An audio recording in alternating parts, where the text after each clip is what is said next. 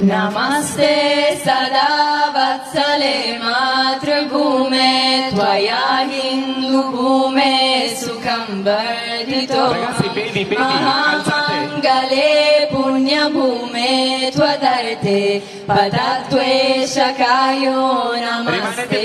नमस्ते प्रभो शक्तिमन हिन्दुराष्ट्राङ्गभूता इमे सादरं त्वां नमामो वयम् त्वदीयाय कार्याय बद्धागदीयं शुभामाशिषं देहि तत्पूर्तये अजेयं च विश्वस्य देहि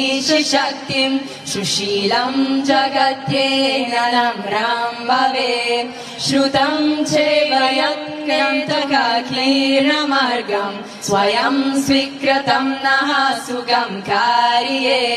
समुत्कर्षणं श्रेयसस्येकमुत्क्रं परं साधनं नाम वीरव्रतम्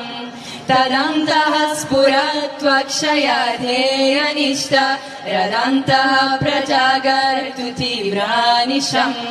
विजेत्री जनः संवता कार्यशक्तिर्विधायास्य धर्मस्य संरक्षणम् परं वैभवं नेतुमेधा स्वराष्ट्र परर्थ भवत्वा शिशाते वृषम्